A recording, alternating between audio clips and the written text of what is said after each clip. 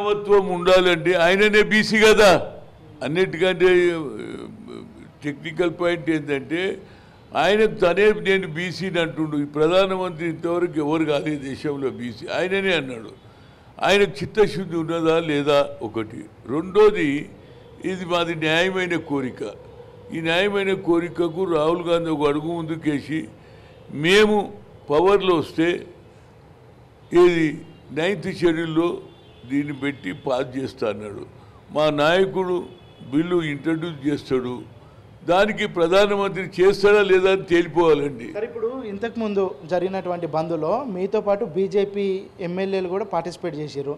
మరి బీజేపీ ఎమ్మెల్యేలు బీజేపీ ఎంపీలు కలిసి మోడీ దగ్గరికి పోతే బీసీలకు రిజర్వేషన్లు అయిపోతుంది, మీరేమైనా ఒత్తిడి తెచ్చే కార్యక్రమాలు ఏమైనా తీసుకుంటారా? లేదు, చిత్తశుద్ధి ఉన్నదా లేదా అని అనేది బీసీ ఎంపీలు అందరూ, అందులో మరి కిషన్ రెడ్డి ఉన్నాడు, అదేవిధంగా ఈటెల రాజేందర్ ఉన్నాడు, అదేవిధంగా మన బండి సంజయ్ ఉన్నాడు.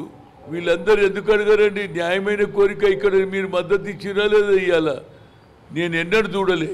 అన్ని పార్టీలు కలిసి అంతే. అన్నిటికంటే ముఖ్యంగా మందకృష్ణ మాదిగ ఏమన్నాడు? నేను ఎన్నో ఏండ్ల నుంచి కొట్లాడుతున్నా, ఏది కేటగరైజేషన్ అన్న నాది అయింది కదా. అదేవిధంగా మీ ఈడబ్ల్యూఎస్ కూడా మీరు పెడితే 10% పెట్టినప్పుడు మేము అందరం మద్దతు ఇచ్చినాం కదా. ఇది న్యాయమైన కోరిక. ఇది ఎప్పటివరకు అయితే కాదో మాకు అన్యాయం జరుగుతుంది. రేపు వీళ్ళు ఏమనుకుంటున్నారంటే ఏదో ఆల్టర్నేట్ ఒకటే,